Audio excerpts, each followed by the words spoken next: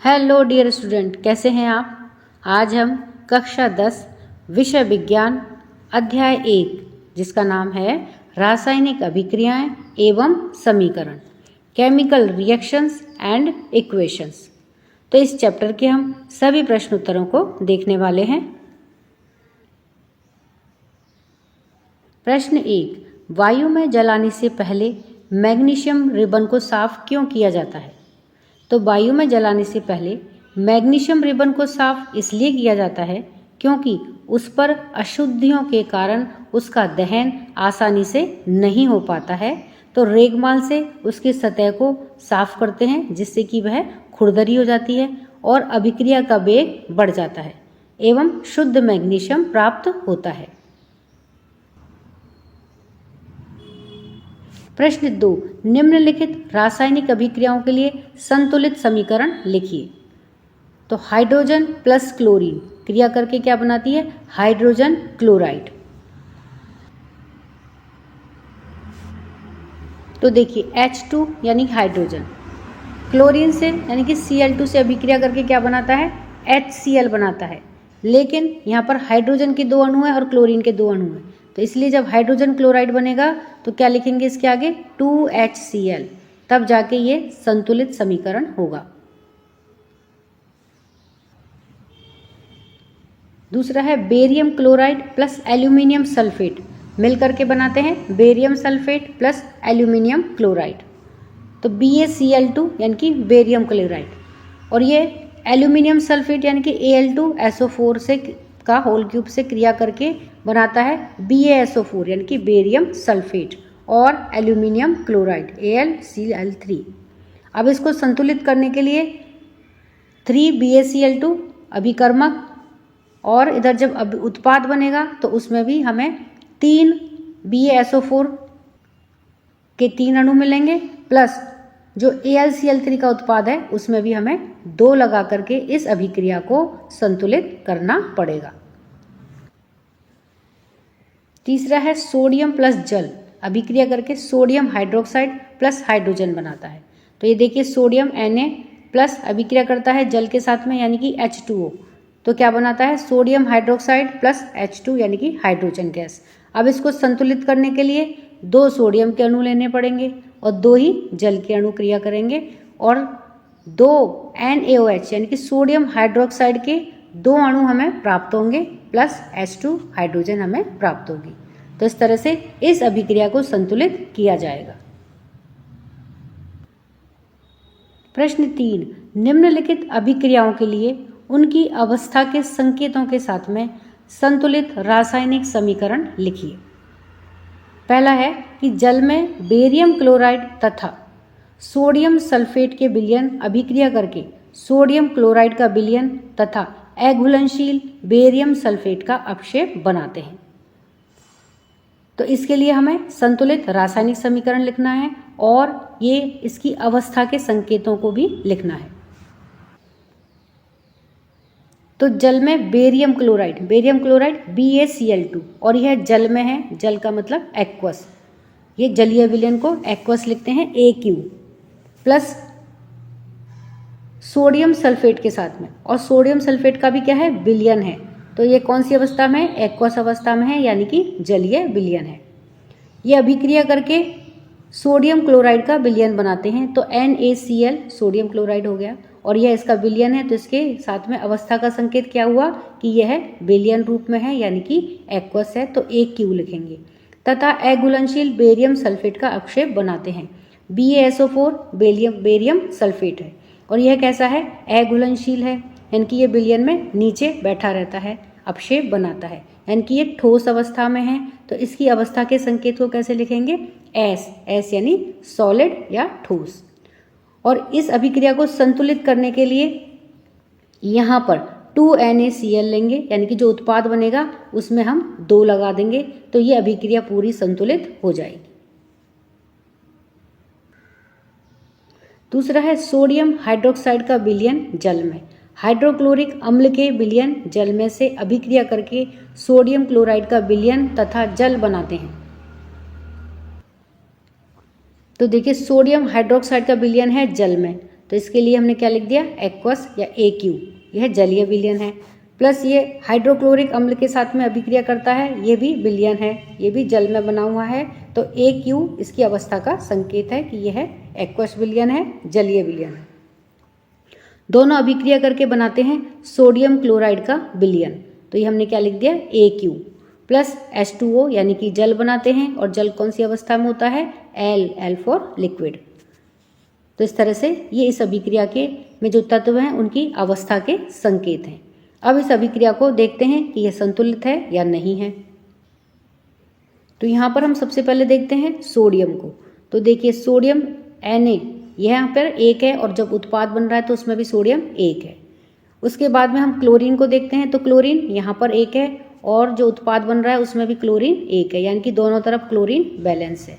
अब हम हाइड्रोजन को देखते हैं, तो हाइड्रोजन देखिए अभिक्रिया में एक ये रही और एक ये रही, तो 2 हाइड्रोजन है और जो उत्पाद बन रहा है उसमें भी हाइड्रोजन के 2 अणु हैं। इस प्रकार से हाइड्रोजन दोनों तरफ बैलेंस है। अब हम ऑक्सीजन को देखते हैं, तो अभिक्रिया में जब भाग ले रहे हैं तो ऑक्सीजन का 1 अणु है और जब उत्पाद बन रहा है तो उस समय भी ऑक्सीजन का 1 ही अणु है। इसका मतलब ऑक्सीजन दोनों तरफ बैलेंस है।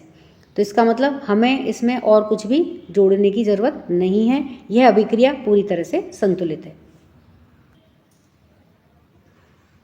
पाठ के अंदर के प्रश्न। प्रश्न 1, किसी पदार्थ X के विलयन का उपयोग सफेदी करने के लिए होता है।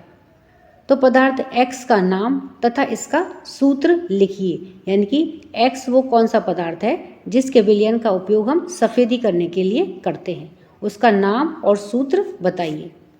तो पदार्थ X क्या है, कैल्शियम ऑक्साइड है, जिसका उपयोग सफेदी करने के लिए होता है। इसे चूना या फिर बिना बुझा हुआ चूना भी कहते हैं और इसका रासायनिक सूत्र है CaO यानी कि कैल्शियम ऑक्साइड।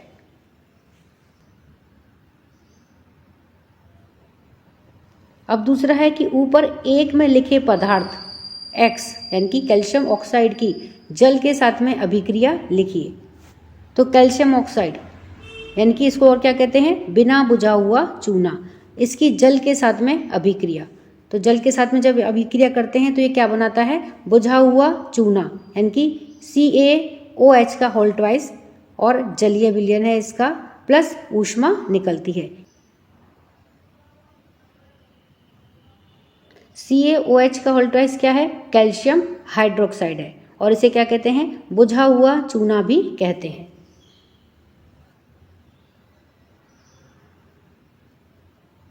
प्रश्न 2, क्रियाकलाप 1.7 पाठ्यपुस्तक में देखें। उसमें एक परख नली में एकत्रित गैस की मात्रा दूसरी से 2 गुनी है, क्यों? उस गैस का नाम बताइए। तो क्रियाकलाप 1.7 में जल के वैद्युत अपघटन की अभिक्रिया निम्न प्रकार से होती है। तो जल का देखिए, जल क्या होता है, H2O। जब इसका वैद्युत अपघटन करेंगे तो क्या बनता है, H2 प्लस O2, यानी कि जो दोनों गैसें हैं वे अलग अलग हो जाती हैं। अभिक्रिया पूर्ण होने पर हाइड्रोजन एवं ऑक्सीजन गैस 2:1 के में अनुपात में प्राप्त होती हैं। द्रव्यमान संरक्षण के नियम के अनुसार जब जल यानी कि H2O के 2 अणु,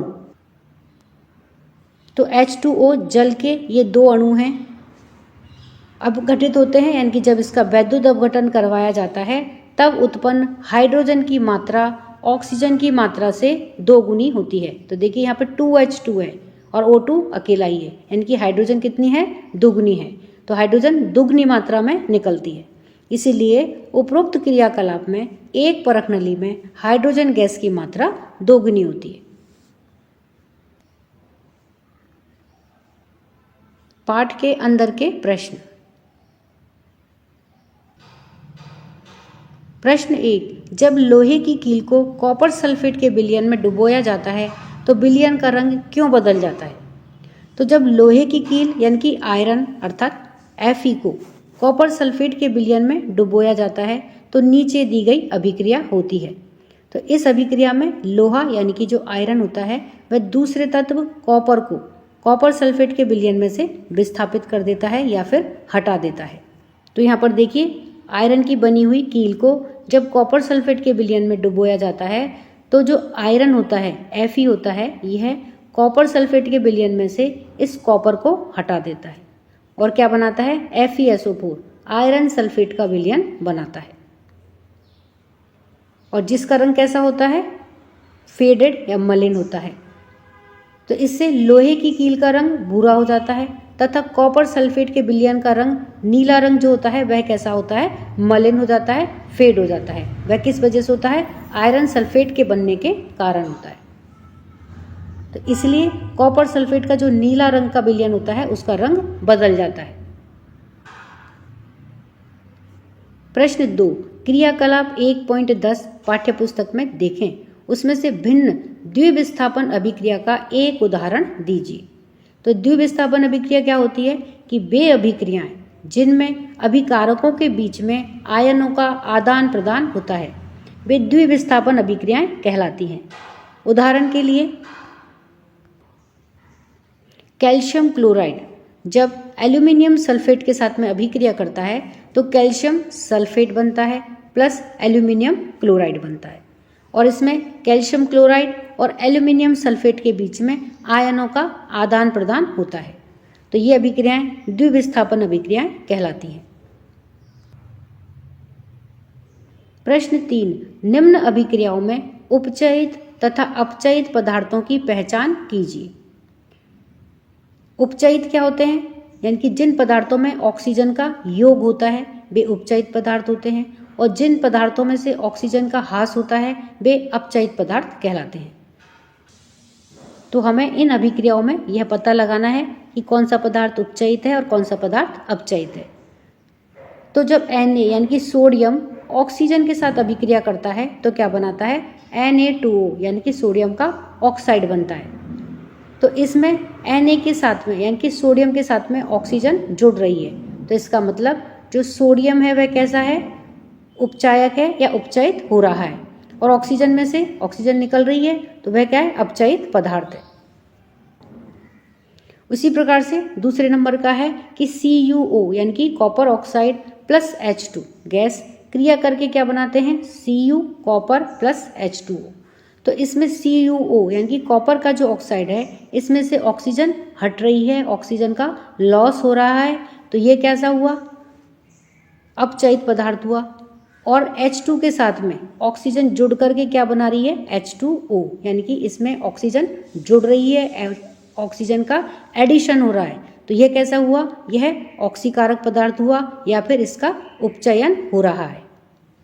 H2 का यहाँ पर उपचयन हो रहा है या ऑक्सीकरण हो रहा है क्योंकि H2 के साथ में ऑक्सीजन जुड़ रही है।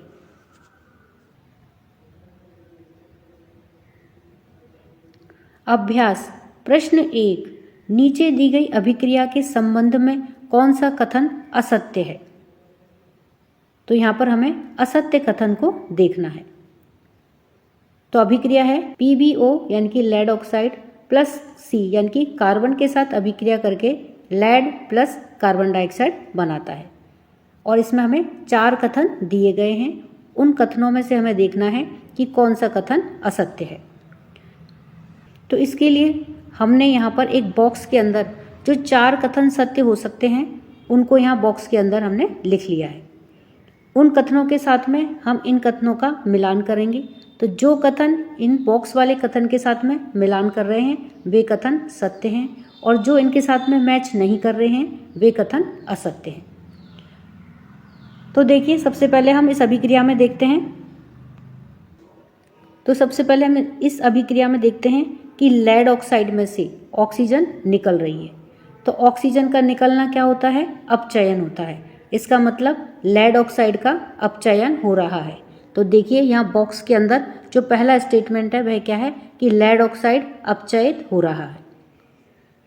फिर हम कार्बन को देखते हैं। तो कार्बन में ऑक्सीजन जुड़ करके यहाँ पर कार्बन डाइऑक्साइड बन रहा है। इसका मतलब कार्बन के साथ में ऑक्सीजन जुड़ रहा है। तो ऑक्सीजन का जुड़ना क्या होता है, ऑक्सीकरण या उपचयन।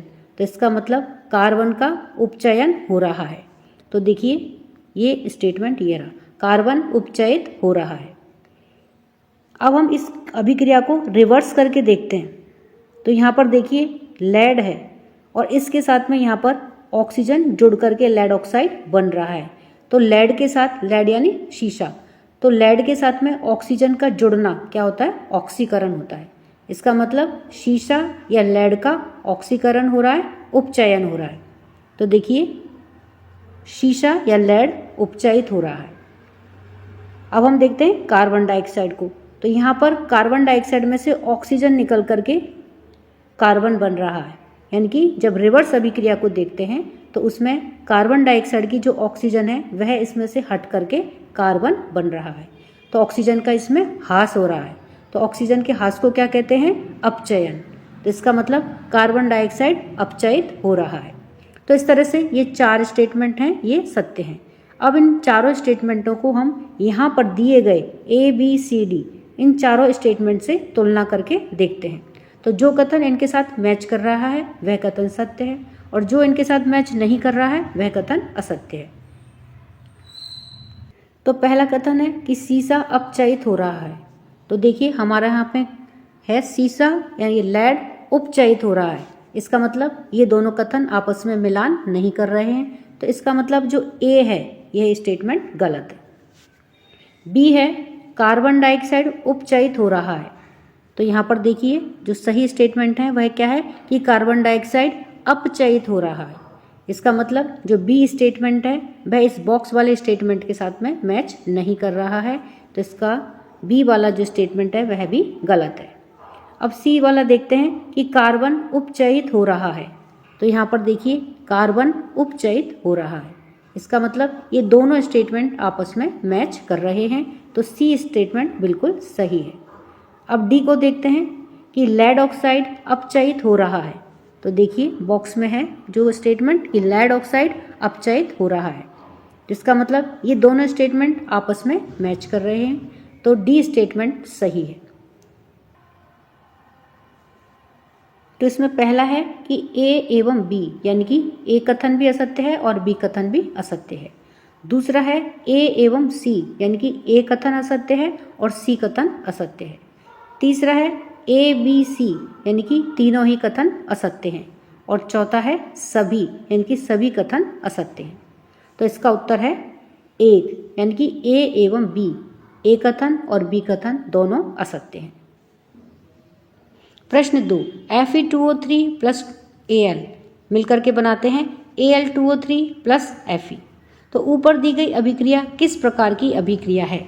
A है संयोजन अभिक्रिया, B है द्विविस्थापन अभिक्रिया, C है वियोजन अभिक्रिया और D है विस्थापन अभिक्रिया। तो इसका उत्तर है D विस्थापन अभिक्रिया। तो इसमें Fe2O3 में जो आयरन है वह एल्यूमिनियम के द्वारा विस्थापित कर दिया जाता है, क्योंकि एल्यूमिनियम अधिक क्रियाशील होने के कारण Fe को विस्थापित कर देता है और Al2O3 बनाता है। और जो Fe है आयरन है वह अपक्षेप के रूप में विलयन में नीचे रहता है। प्रश्न 3, लोह चूर्ण पर तनु हाइड्रोक्लोरिक अम्ल डालने से क्या होता है? सही उत्तर पर निशान लगाइए। A है हाइड्रोजन गैस एवं आयरन क्लोराइड बनता है। B है क्लोरीन गैस एवं आयरन हाइड्रोक्साइड बनता है। C है कोई अभिक्रिया नहीं होती है।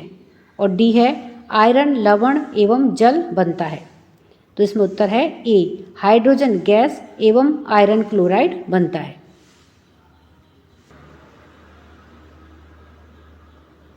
प्रश्न 4, संतुलित रासायनिक समीकरण क्या है? रासायनिक समीकरण को संतुलित करना क्यों आवश्यक है? तो संतुलित रासायनिक समीकरण वह होता है जिसके दोनों पक्षों में यानी कि अभिकारक और उत्पाद उसके प्रत्येक तत्व के परमाणुओं की संख्या बराबर होती है। रासायनिक समीकरण को संतुलित करने का महत्व। तो द्रव्यमान संरक्षण के नियम के अनुसार किसी भी रासायनिक अभिक्रिया में द्रव्यमान का ना तो निर्माण होता है और ना ही विनाश होता है। अर्थात किसी भी रासायनिक अभिक्रिया के उत्पाद तत्वों का कुल द्रव्यमान अभिकारक तत्वों के कुल द्रव्यमान के बराबर होता है। अतः रासायनिक अभिक्रिया के पहले एवं उसके पश्चात प्रत्येक तत्व के परमाणुओं की संख्या समान होती है। इसीलिए कंकाली समीकरण यानी कि स्केलेटन इक्वेशन को संतुलित करना आवश्यक होता है। जैसे कंकाली समीकरण है कि Fe यानी कि आयरन H2O जल के साथ में अभिक्रिया करके Fe3O4 प्लस H2 बनाता है। अब हमें इसमें देखना है कि यह समीकरण संतुलित है। तो यहाँ पर देखिए, हम देखते हैं कि उत्पाद में Fe के यानी कि आयरन के 3 अणु हैं, तो हमें अभिकारक के भी 3 अणु ही करने पड़ेंगे। फिर हम उसके पश्चात में देखते हैं ऑक्सीजन को। तो ऑक्सीजन को हम देखते हैं कि उत्पाद में ऑक्सीजन के 4 अणु हैं, तो हमें जो अभिकर्मक है उसके भी 4 अणु करने होंगे, तो इसलिए हम इसको 4 से यहाँ गुणा कर देंगे। तो इस तरह से हम देखते हैं कि हमारी जो ऑक्सीजन है वह भी दोनों तरफ संतुलित है। अब उसके पश्चात में हम हाइड्रोजन को देखते हैं। तो हाइड्रोजन देखिए, यहाँ पर हाइड्रोजन उत्पाद में 2 हैं और अभिकारक में हाइड्रोजन 8 हो गई। तो इसको संतुलित करने के लिए हम यहाँ पर हाइड्रोजन को 4 से गुणा कर देंगे। तो इस तरह से अब यहाँ पर भी हाइड्रोजन कितनी हो गई, 4 हो गई। तो अब ये इसकी जो सारे उत्पाद और जो सारे अभिकर्मक जिन्होंने अभिक्रिया में भाग लिए हैं वो दोनों तरफ संतुलित हैं। तो इस प्रकार से ये जो अभिक्रिया है यह संतुलित होगी। तो यहाँ पर देखिए ये संतुलित समीकरण है। तो उपरोक्त अभिक्रिया में Fe जल वाष्प क्रिया करके आयरन का ऑक्साइड तथा हाइड्रोजन गैस बना रहा है और यह संतुलित समीकरण है। प्रश्न 5, निम्न कथनों को रासायनिक समीकरण के रूप में परिवर्तित करके उन्हें संतुलित कीजिए। तो देखिए, कथन है कि नाइट्रोजन हाइड्रोजन गैस से संयोग करके अमोनिया बनाता है।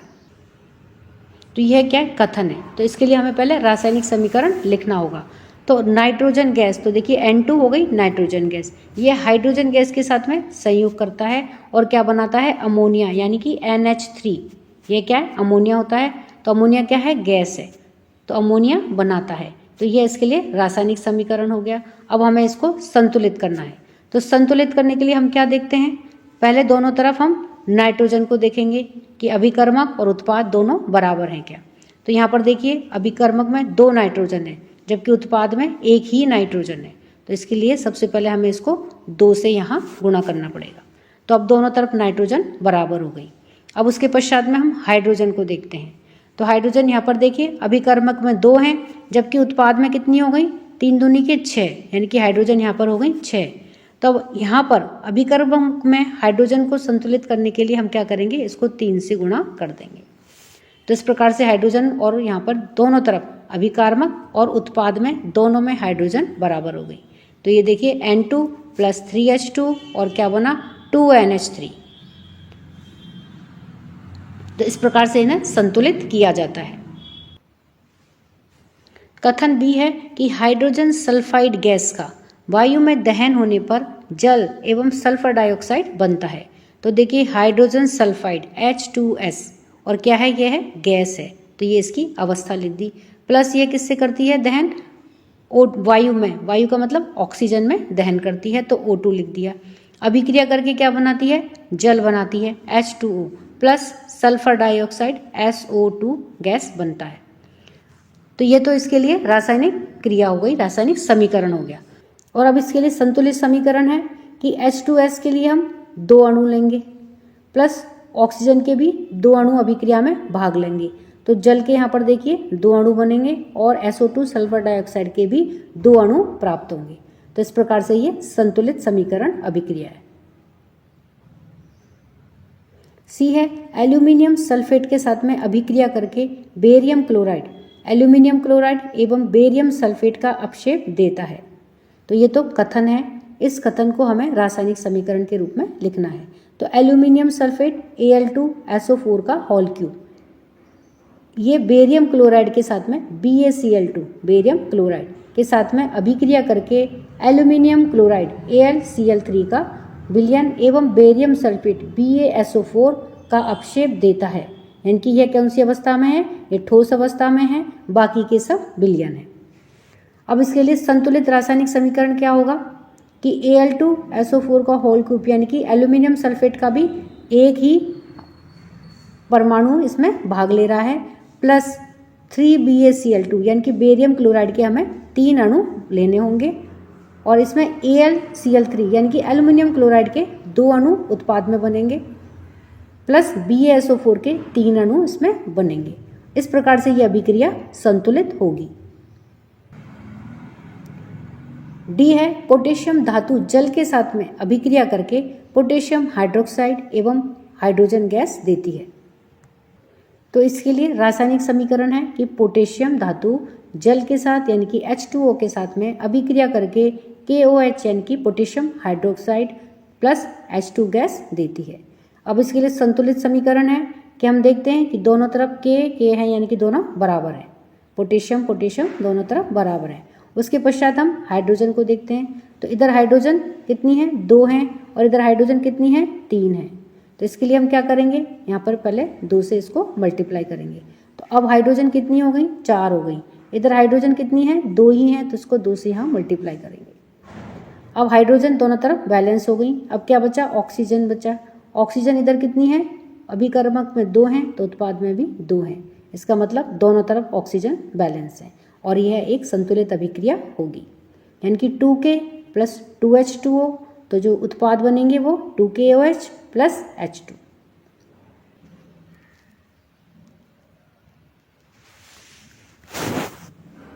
प्रश्न 6, निम्न रासायनिक समीकरणों को संतुलित कीजिए। तो रासायनिक समीकरण है कि HNO3 प्लस CaOH का ऑल्ट्राइस यानी कि कैल्शियम हाइड्रोक्साइड अभिक्रिया करके कैल्शियम नाइट्रेट प्लस H2O यानी कि जल बनाता है। अब इस अभिक्रिया को हमें संतुलित करना है। तो इसको संतुलित करने के लिए हम सबसे पहले क्या देखते हैं, मेटल को देखते हैं कि मेटल हमारी बैलेंस है या नहीं है। तो इसमें मेटल क्या है, कैल्शियम मेटल है। तो यहाँ पर देखिए अभिकर्मक में कैल्शियम 1 है और जो उत्पाद बन रहा है उसमें भी कैल्शियम 1 है। इसका मतलब कैल्शियम दोनों तरफ संतुलित है। उसके पश्चात हम नाइट्रोजन को देखते हैं। तो नाइट्रोजन को देखिए अभिकर्मक में नाइट्रोजन 1 है और जो उत्पाद बन रहा है यहाँ पर नाइट्रोजन 2 अणु है। इसका मतलब कि हमें यहाँ पर नाइट्रोजन के 2 अणु लेने होंगे, तब जाकर के नाइट्रोजन हमारी दोनों तरफ बैलेंस होगी। तो अब नाइट्रोजन बैलेंस हो गई और कैल्शियम बैलेंस हो गई। उसके बाद में हम ऑक्सीजन को देखते हैं। तो देखिए ऑक्सीजन के यहाँ पर कितने अणु हैं, 3 दूनी के 6 प्लस 2 यहाँ पर है, तो यानी कि 8 अणु हमारे ऑक्सीजन के हैं। अब उत्पाद में देखते हैं कि ऑक्सीजन कितनी है। तो यहाँ पर देखिए 3 दूनी के 6 प्लस 1 ये 7, तो इसका मतलब ये 7 अणु है। जबकि हमें कितने चाहिए, दोनों तरफ बराबर करने के लिए 8 अणु ऑक्सीजन के चाहिए। तो अगर हम इसको यहाँ पर 2 और से मल्टीप्लाई करेंगे तब कितने हो गए, दोनों तरफ 8 अणु ऑक्सीजन के हो जाते हैं। उसके बाद में हम हाइड्रोजन को देखते हैं। तो हाइड्रोजन के देखिए यहाँ पर 2 यहाँ पर हैं और 2 यहाँ पर हैं, तो इसका मतलब अभिकर्मक में हाइड्रोजन के 4 अणु हैं। तो उत्पाद में भी हाइड्रोजन के 4 अणु ही होने चाहिए। तो यहाँ पर देखिए 2H2 यानी कि 4 अणु ये हाइड्रोजन के हैं, प्लस कैल्शियम हाइड्रोक्साइड के साथ में अभिक्रिया करके कैल्शियम नाइट्रेट प्लस 2H2 जल के 2 अणु बनेंगे। इस तरह से ये इस अभिक्रिया के लिए संतुलित समीकरण होगा। बी है, इसमें अभिक्रिया है कि NaOH यानी कि सोडियम हाइड्रोक्साइड अभिक्रिया करता है H2SO4 के साथ में और बनाता है Na2SO4 सोडियम का सल्फेट प्लस H2O यानी कि जल बनाता है। तो अब इस अभिक्रिया को हमें संतुलित करना है। तो इसके लिए क्या संतुलित समीकरण होगा, तो अभिक्रिया को संतुलित करने के लिए सबसे पहले हम मेटल देखते हैं कि मेटल संतुलित है या नहीं है। तो इसमें मेटल क्या है, सोडियम मेटल है। तो यहाँ पर देखिए अभिकर्मक में सोडियम का केवल 1 ही अणु है और जो उत्पाद है उसमें 2 है। तो इसको सबसे पहले बैलेंस करने के लिए हमें इसको 2 से गुणा करना पड़ेगा। तो यहाँ पर देखिए हमने इसको 2 से मल्टीप्लाई करा तो 2 सोडियम अभिकर्मक हो गए और 2 ही सोडियम उत्पाद में हो गए। इसका मतलब सोडियम दोनों तरफ बैलेंस है। उसके पश्चात हम सल्फर को देखते हैं। तो सल्फर देखिए अभिकर्मक में भी 1 है और उत्पाद में भी 1 है। इसका मतलब सल्फर दोनों तरफ बैलेंस है। उसके पश्चात हम ऑक्सीजन को देखते हैं। तो ऑक्सीजन देखिए यहाँ पर कितनी है, 4 और ये 2 6 ऑक्सीजन अभिकर्मक में है, तो उत्पाद में भी 6 ही होनी चाहिए। तो उत्पाद में कितनी है, 4 और 1 5। तो इसको करने के लिए हम क्या करेंगे, इसको 2 से यहाँ पर गुणा कर देंगे। अब कितनी हो गई, 6 ऑक्सीजन उत्पाद में हो गई और 6 ऑक्सीजन ही अभिकर्मक में हो गई। इसका मतलब दोनों तरफ जो ऑक्सीजन है वह बैलेंस है, संतुलित है। उसके पश्चात हम हाइड्रोजन को देखते हैं। अब हाइड्रोजन यहाँ पर देखिए कितनी है, 4 हाइड्रोजन अभिकर्मक में है, तो उत्पाद में भी 4 ही होनी चाहिए। तो उत्पाद में देखिए ये 4 है, 2 दूनी के 4। इसका मतलब हाइड्रोजन भी दोनों तरफ संतुलित है। इस प्रकार से ये अभिक्रिया संतुलित होगी। तो देखिए अब इसको किस प्रकार से लिखा जाएगा, इसका संतुलित समीकरण कि 2NaOH प्लस H2SO4 अभिक्रिया करके Na2SO4 प्लस 2H2O जल के 2 अणु बनाएगा। ये इस अभिक्रिया के लिए संतुलित समीकरण है। अभिक्रिया है कि NaCl यानी कि सोडियम क्लोराइड AgNO3 यानी कि सिल्वर नाइट्रेट के साथ में अभिक्रिया करके AgCl सिल्वर का chloride plus NaNO3 sodium nitrate बनाता है। तो इस अभिक्रिया के लिए हमें यह देखना है कि यह समीकरण किस प्रकार से संतुलित होगा। तो देखिए सबसे पहले हम क्या देखते हैं, मेटल को देखते हैं कि मेटल बैलेंस है या नहीं। तो मेटल क्या है इसमें, Ag और Na। तो सबसे पहले Na को देखते हैं यानी कि सोडियम को। तो सोडियम देखिए दोनों तरफ 1 है, इसका मतलब सोडियम बैलेंस है। उसके पश्चात हम Ag यानी कि सिल्वर को देखते हैं। तो सिल्वर भी दोनों तरफ 1 है, यानी कि सिल्वर अभिकर्मक और उत्पाद दोनों में बराबर है, तो सिल्वर बैलेंस है। उसके पश्चात हम नाइट्रोजन को देखते हैं। तो नाइट्रोजन भी दोनों तरफ 1 है, इसका मतलब नाइट्रोजन बैलेंस है। उसके पश्चात हम क्लोरीन को देखते हैं। तो क्लोरीन भी दोनों तरफ 1 है, इसका मतलब कि क्लोरीन दोनों तरफ संतुलित है। उसके पश्चात बचती है ऑक्सीजन। तो ऑक्सीजन देखिए यहाँ पर 3 है और उत्पाद में भी ऑक्सीजन 3 है, इसका मतलब ऑक्सीजन भी दोनों तरफ संतुलित है। इसका मतलब ये अभिक्रिया पूरी तरह से संतुलित है।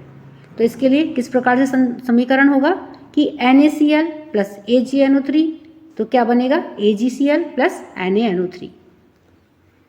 तो ये इस अभिक्रिया के लिए संतुलित समीकरण है। अब है डी कि BaCl2 यानी कि बेरियम का क्लोराइड H2SO4 के साथ में अभिक्रिया करता है और BaSO4 यानी कि बेरियम का सल्फेट प्लस HCl बनता है। तो इस अभिक्रिया के लिए हमें संतुलित समीकरण लिखना है। तो इसमें हम सबसे पहले क्या करेंगे, जो मेटल है बेरियम उसको देखते हैं कि वह बैलेंस है या नहीं। तो देखिए Ba यहाँ पर 1 है और उत्पाद में भी Ba 1 ही है, इसका मतलब बेरियम दोनों तरफ बैलेंस है। उसके पश्चात हम सल्फर को देखते हैं। तो सल्फर देखिए यहाँ पर 1 है और उत्पाद में भी सल्फर 1 ही है, इसका मतलब दोनों तरफ सल्फर बैलेंस है। उसके पश्चात हम क्लोरीन को देखते हैं। तो यहाँ पर देखिए क्लोरीन के 2 अणु हैं और यहाँ पर क्लोरीन का 1 ही अणु है, तो इसको 2 करने के लिए यहाँ पर इसको हम 2 से मल्टीप्लाई करेंगे।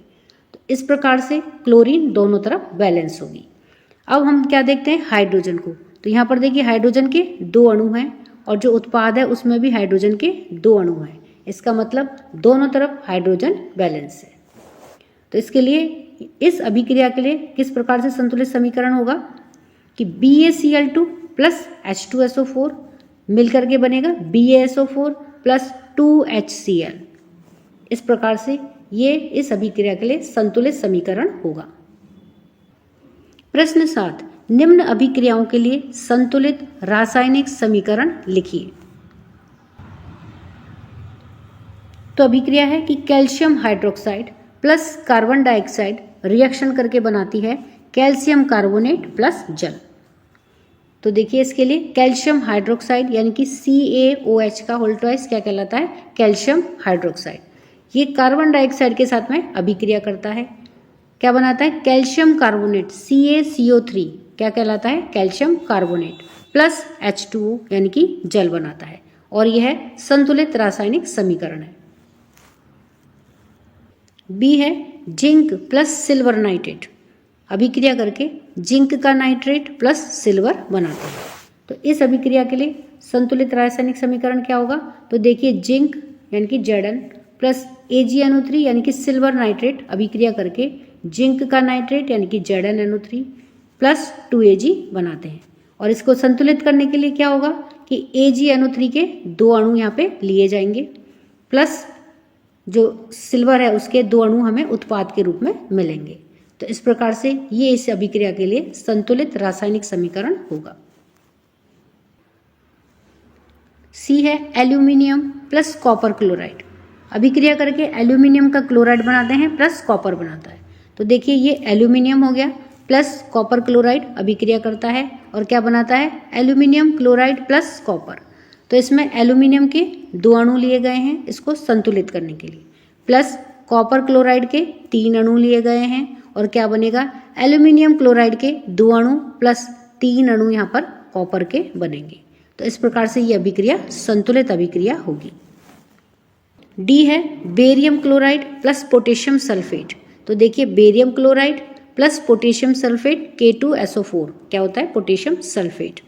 इससे बनता है बेरियम का sulphate BaSO4 plus potassium chloride KCl, यह बनता है। तो इसके लिए संतुलित रासायनिक समीकरण में क्या होगा कि BaCl2 प्लस K2SO4 और इससे बनेगा BaSO4 प्लस 2KCl, यानी कि जो पोटेशियम क्लोराइड है उसके 2 अणु प्राप्त होंगे। तो इस प्रकार से ये इस अभिक्रिया के लिए संतुलित समीकरण होगा।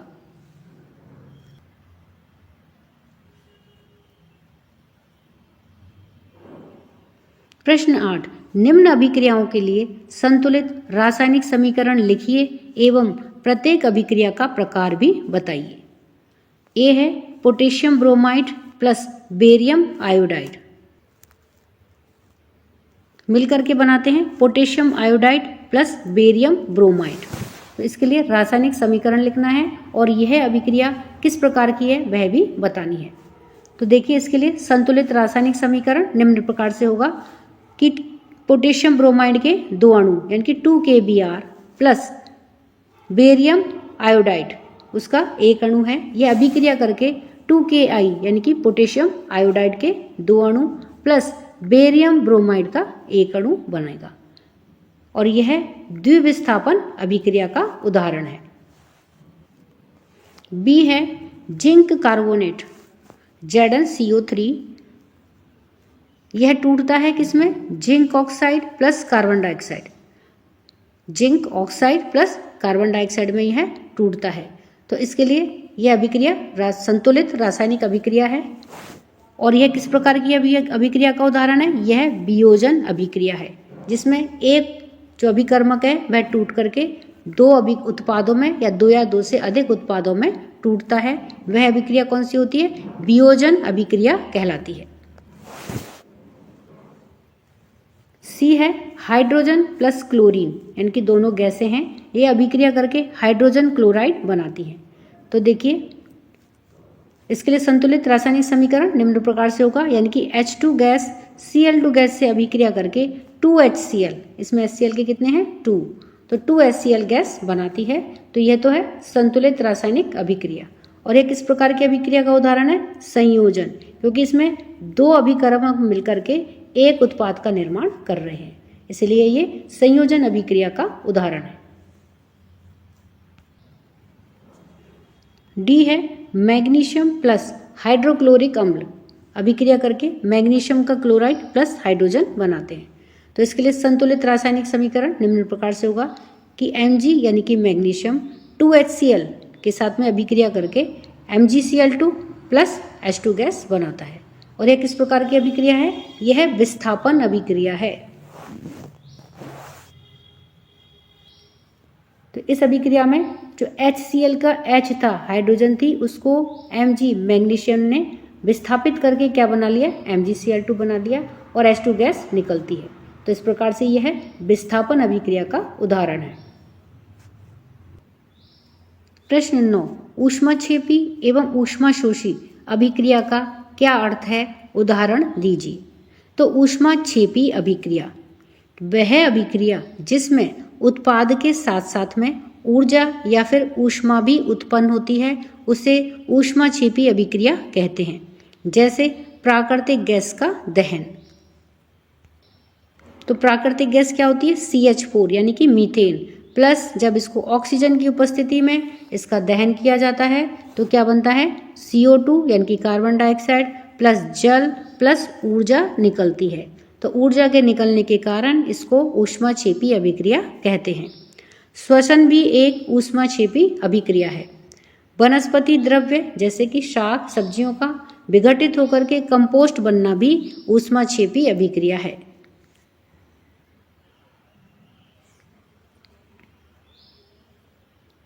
ऊष्माशोषी अभिक्रिया वह अभिक्रिया जिसमें ऊष्मा का अवशोषण होता है उसे ऊष्माशोषी अभिक्रिया कहते हैं। जैसे सूर्य के प्रकाश में अर्थात ऊष्मा का अवशोषण करके सफ़ेद रंग का सिल्वर क्लोराइड धूसर रंग का हो जाता है, अर्थात सिल्वर क्लोराइड का सिल्वर और क्लोरीन में वियोजन हो जाता है।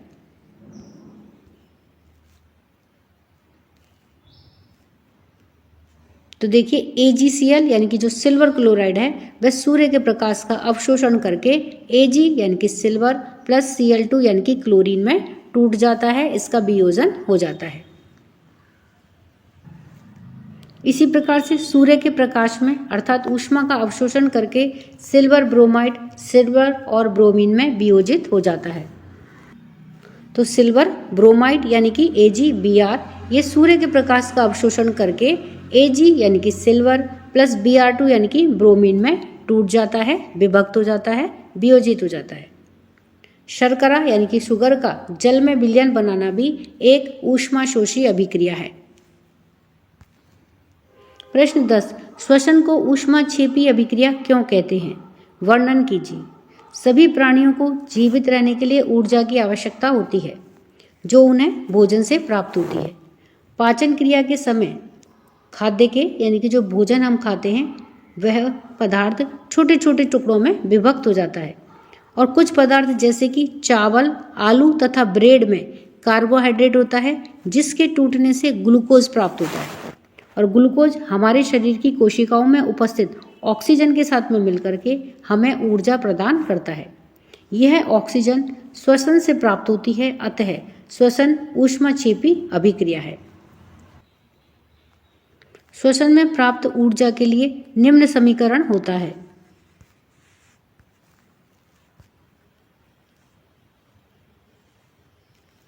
C6H12O6 यानी कि ग्लूकोज जब ऑक्सीजन के साथ में अभिक्रिया करता है तो यह क्या बनाता है? कार्बन डाइऑक्साइड प्लस जल प्लस ऊर्जा निकलती है। प्रश्न 11 वियोजन अभिक्रिया को संयोजन अभिक्रिया के विपरीत क्यों कहा जाता है? इन अभिक्रियाओं के लिए समीकरण लिखिए। तो वियोजन अभिक्रिया में एक पदार्थ यानी कि जो अभिकर्मक होता है वह टूट करके छोटे छोटे एक या एक से अधिक उत्पाद बनाता है, जबकि संयोजन अभिक्रिया में दो या दो से अधिक पदार्थ मिलकर के एक नया पदार्थ या अभिकर्मक बनाते हैं। इसीलिए वियोजन अभिक्रिया को संयोजन अभिक्रिया के विपरीत कहा जाता है। संयोजन अभिक्रिया यहाँ पर H2 गैस तथा O2 गैस मिलकर के एक नए पदार्थ का निर्माण करते हैं, वह है जल। तो देखिए H2 गैस प्लस O2 मिलकर के क्या बनाते हैं? H2O यानी कि जल का निर्माण करते हैं। तो इसमें दो पदार्थ मिलकर के एक नए उत्पाद का निर्माण करते हैं, इसलिए यह कैसी अभिक्रिया है? संयोजन अभिक्रिया है। और इस अभिक्रिया को संतुलित करने के लिए 2H2 प्लस O2 बराबर 2H2। तो इस प्रकार से ये संयोजन अभिक्रिया का उदाहरण है।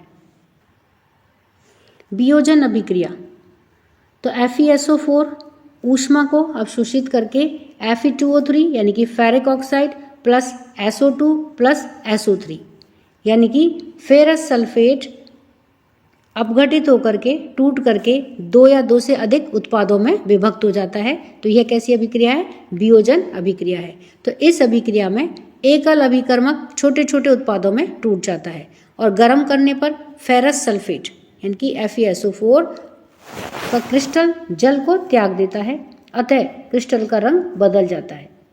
इसके उपरांत यह ferric oxide Fe2O3, sulphur dioxide SO2 तथा सल्फर ट्राइऑक्साइड यानी कि SO3 में वियोजित हो जाता है, यानी कि ये दो या दो से अधिक उत्पादों में टूट रहा है, इसलिए यह कैसा है? वियोजन अभिक्रिया का उदाहरण है। इस प्रकार से स्पष्ट है कि वियोजन अभिक्रियाएं संयोजन अभिक्रियाओं के विपरीत होती हैं। प्रश्न 12 उन वियोजन अभिक्रियाओं के एक एक समीकरण लिखिए जिनमें ऊष्मा, प्रकाश एवं विद्युत के रूप में ऊर्जा प्रदान की जाती है। तो ऊष्मा के रूप में ऊर्जा का उपयोग, कैल्शियम कार्बोनेट को गर्म करने पर यह अपघटित होकर के कैल्शियम ऑक्साइड एवं कार्बन डाइऑक्साइड देता है। तो कैल्शियम कार्बोनेट यानी कि चूने के पत्थर को जब गर्म किया जाता है यानी कि ऊष्मा के रूप में इसमें ऊर्जा दी जा रही है, तो यह कैल्शियम का ऑक्साइड एवं कार्बन डाइऑक्साइड बनाता है। तो यह किसका है? ऊष्मा के रूप में ऊर्जा का उपयोग करके यहाँ पर अभिक्रिया करवाई गई है। प्रकाश के रूप में ऊर्जा का प्रयोग, तो सूर्य के प्रकाश की उपस्थिति में सिल्वर क्लोराइड सिल्वर एवं क्लोरीन में विभाजित हो जाता है। तो यहाँ पर देखिए ये AgCl यानी कि सिल्वर क्लोराइड सूर्य के प्रकाश को अवशोषित करके Ag यानी कि सिल्वर और Cl2 यानी कि क्लोरीन में विभक्त हो जाता है। तो यहाँ पर सूर्य के प्रकाश को उपयोग में लिया गया है, उसको ऊर्जा के रूप में उपयोग में करके यह अभिक्रिया की गई है। उसके पश्चात है विद्युत के रूप में ऊर्जा का प्रयोग। जब अम्लीकृत जल का वैद्युत अपघटन किया जाता है तब वह अपघटित होकर के हाइड्रोजन और ऑक्सीजन बनाता है। तो जल का जब विद्युत ऊर्जा यानी कि वैद्युत अपघटन किया जाता है अम्लीकृत विलयन में, तनु H2SO4 यह अम्लीकृत विलयन है। इसमें जब विद्युत ऊर्जा का प्रवाह किया जाता है या इसका वैद्युत अपघटन किया जाता है तो यह H2+O2 यानी कि हाइड्रोजन और ऑक्सीजन बनाता है। इस प्रकार से यहाँ पर विद्युत ऊर्जा का प्रयोग किया गया है। प्रश्न 13, विस्थापन एवं द्विविस्थापन अभिक्रियाओं में क्या अंतर है? इन अभिक्रियाओं के समीकरण लिखिए। तो विस्थापन एवं द्विविस्थापन अभिक्रियाओं में अंतर। तो विस्थापन अभिक्रिया क्या होती है कि इन अभिक्रियाओं में किसी यौगिक से उसका एक तत्व किसी अपेक्षाकृत अधिक क्रियाशील तत्व के द्वारा विस्थापित हो जाता है, तो वह विस्थापन अभिक्रिया कहलाती है। और द्विविस्थापन अभिक्रियाओं में क्या होता है कि इन अभिक्रियाओं में एक नए उत्पाद के निर्माण के लिए दो अभिकारक दो अलग अलग परमाणु या परमाणुओं के समूहों के बीच में आयनों का आदान प्रदान करते हैं, तो यह द्विविस्थापन अभिक्रिया कहलाती है। अब विस्थापन अभिक्रिया के लिए समीकरण है कि CuSO4 प्लस जिंक जब अभिक्रिया करते हैं तो क्या बनता है ZnSO4 प्लस Cu। तो यहाँ पर देखिए जिंक ने जो कि अधिक क्रियाशील था उसने कॉपर सल्फेट के विलयन में से Cu को विस्थापित कर दिया और क्या बनाया ZnSO4 का विलयन बनाया, प्लस Cu अपक्षेप के रूप में नीचे विलयन में बैठ जाता है। इस अभिक्रिया में Zn अपेक्षाकृत अधिक क्रियाशील होने के कारण CuSO4 से Cu को विस्थापित कर देता है और यह विस्थापन अभिक्रिया है। दूसरी है Fe प्लस CuSO4, तो क्या बनता है FeSO4 प्लस Cu। तो इसमें भी Fe ने क्या करा Cu को विस्थापित कर दिया क्योंकि Fe अधिक क्रियाशील है और Cu कम क्रियाशील है, और क्या बनाया FeSO4 फेरस का सल्फेट प्लस Cu अपक्षेप के रूप में नीचे रहता है। तो ये दोनों ही विस्थापन अभिक्रियाओं के उदाहरण हैं। द्विविस्थापन अभिक्रिया में Na2SO4 प्लस BaCl2 आपस में जब अभिक्रिया करते हैं तो BaSO4 बेरियम का सल्फेट प्लस NaCl2 यानी कि सोडियम क्लोराइड बनता है। तो ये द्विविस्थापन अभिक्रिया का उदाहरण है। दूसरा है AgNO3 प्लस NaCl आपस में अभिक्रिया करेंगे तो AgCl यानी कि सिल्वर का क्लोराइड प्लस NaO3 सोडियम का ऑक्साइड बनता है। प्रश्न 14, सिल्वर के शोधन में सिल्वर नाइट्रेट के विलयन से सिल्वर प्राप्त करने के लिए कॉपर धातु के द्वारा विस्थापन किया जाता है। इस प्रक्रिया के लिए अभिक्रिया लिखिए। तो सिल्वर यानी कि जो चांदी होती है उस धातु के शोधन में सिल्वर नाइट्रेट के विलयन से सिल्वर प्राप्त करने के लिए कॉपर धातु के द्वारा विस्थापन किया जाता है, क्योंकि कॉपर सिल्वर से अधिक क्रियाशील है और इसकी अभिक्रिया निम्न प्रकार से होती है। सिल्वर नाइट्रेट का विलयन है, ये कॉपर के इसके अंदर कॉपर धातु के द्वारा इसका विस्थापन किया जाता है। तो ये कॉपर से अभिक्रिया करके इसमें कॉपर अधिक क्रियाशील होने के कारण सिल्वर को विस्थापित कर देता है और कॉपर का नाइट्रेट बनाता है। सिल्वर धातु नीचे अपक्षेप के रूप में बैठ जाती है। इस प्रकार से सिल्वर का या सिल्वर धातु का शोधन किया जाता है, उसको विलयन में से अलग किया जाता है।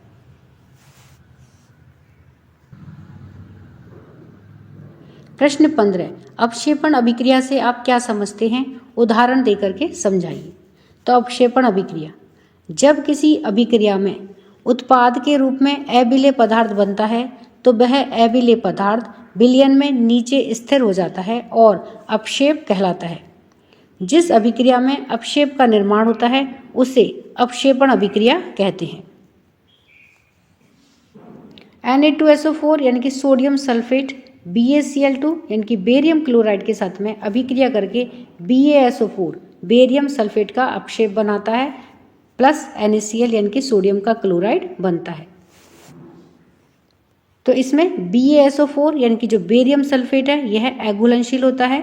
तो अघुलनशील होने के कारण यह विलयन में नीचे बैठ जाता है स्थिर होकर के, और यह क्या कहलाता है, यह अपक्षेप कहलाता है और इसे फिर विलयन में से पृथक कर लिया जाता है। इस प्रकार से यह अपक्षेपण अभिक्रिया का उदाहरण है।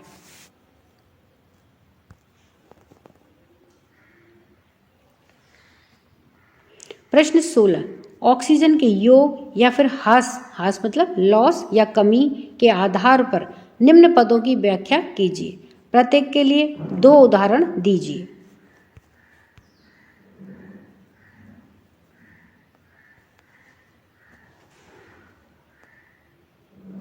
ए है उपचयन और बी है अपचयन। तो सबसे पहले देखते हैं कि उपचयन क्या होता है। उपचयन वह अभिक्रिया है जिसमें किसी पदार्थ में ऑक्सीजन का योग होता है, अर्थात ऑक्सीजन की वृद्धि होती है या फिर ऑक्सीजन जुड़ती है, उसे उपचयन या ऑक्सीकरण या ऑक्सीडाइजेशन अभिक्रिया कहते हैं। उपचयन के उदाहरण हैं, कार्बन के साथ में जब ऑक्सीजन जुड़ती है तो क्या बनता है, CO2 यानी कि कार्बन डाइऑक्साइड बनती है। तो इसमें देखिए कार्बन के साथ में ऑक्सीजन जुड़ रही है, तो कार्बन के साथ में ऑक्सीजन जब जुड़ रही है तो कार्बन का क्या हो रहा है, यहाँ पे ऑक्सीकरण हो रहा है। तो इसका मतलब ये ऑक्सीजन का योग हो रहा है, तो ये क्या है, ऑक्सीकरण है या फिर उपचयन है। दूसरा है Cu यानी कि कॉपर के साथ में O2 ऑक्सीजन जुड़ रही है और मिलकर के क्या बन रहा है, CuO कॉपर का ऑक्साइड। इसका मतलब कॉपर के साथ में ऑक्सीजन का योग हो रहा है, ऑक्सीजन जुड़ रही है, तो ये क्या हुआ, उपचयन हुआ, ऑक्सीकरण हुआ, ऑक्सीडाइजेशन अभिक्रिया हुई। बी है अपचयन। तो वह अभिक्रिया जिसमें किसी पदार्थ में से ऑक्सीजन निकलती है, अर्थात ऑक्सीजन की कमी होती है, ह्रास होता है, लॉस होता है, वह अभिक्रिया अपचयन अभिक्रिया कहलाती है। अपचयन अभिक्रिया के उदाहरण हैं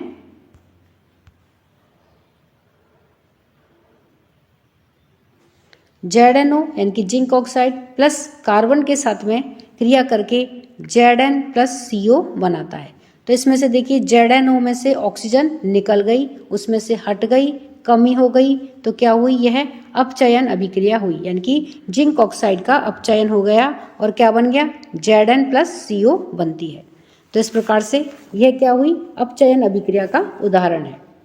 CuO कॉपर ऑक्साइड के से कॉपर ऑक्साइड जब H2 गैस के साथ में अभिक्रिया करता है तो इसमें से देखिए Cu+H2O बनता है। तो CuO यानी कि कॉपर ऑक्साइड में से ऑक्सीजन निकल गई, उसका ह्रास हो गया, तो यह क्या हुई, अपचयन अभिक्रिया का उदाहरण हुआ। तो यहाँ पर कॉपर ऑक्साइड का अपचयन हुआ है क्योंकि इसमें से ऑक्सीजन निकल जाती है, हट जाती है, ऑक्सीजन का इसमें लॉस होता है, इसलिए ये अपचयन अभिक्रिया का उदाहरण है। प्रश्न 17, एक भूरे रंग का चमकदार तत्व X को वायु की उपस्थिति में गर्म करने पर वह काले रंग का हो जाता है। इस तत्व X एवं उस काले रंग के यौगिक का नाम बताइए। तो तत्व X क्या है, कॉपर है, तथा काले रंग का यौगिक कॉपर ऑक्साइड है। तो देखिए कॉपर को भूरे रंग का होता है कॉपर, और जब इसको ऑक्सीजन के साथ में ये अभिक्रिया करता है, इसको गर्म किया जाता है तो यह कॉपर ऑक्साइड में बदल जाता है, और कॉपर ऑक्साइड कैसा होता है, काले रंग का होता है। तो इसका मतलब X जो तत्व है वह क्या है, कॉपर है, और जो काले रंग का यौगिक बनता है वह कॉपर ऑक्साइड है। कॉपर भूरे रंग का चमकदार तत्व है, इसको वायु की उपस्थिति में गर्म करने पर यह काले रंग के कॉपर ऑक्साइड में बदल जाता है। प्रश्न 18, लोहे की वस्तुओं को हम पेंट क्यों करते हैं। तो लोहे की वस्तुएं अम्ल, नमी यानी कि जो आर्द्रता होती है आदि के संपर्क में आकर के संक्षारित होने लगती हैं। तथा उन पर लालिमा युक्त भूरे रंग की परत चढ़ जाती है। इसे लोहे पर जंग लगना कहते हैं। इसके कारण लोहे की वस्तुएं नष्ट होने लगती हैं और इन्हें नष्ट होने से बचाने के लिए उन पर हम पेंट करते हैं, क्योंकि पेंट करने से लोहे के पदार्थ की ऊपरी सतह खुली नहीं रहती है और यह वायु के सीधे संपर्क में आने से बच जाती है, जिसके कारण उसमें जंग नहीं लगता है। इसीलिए लोहे की वस्तुओं को पेंट किया जाता है।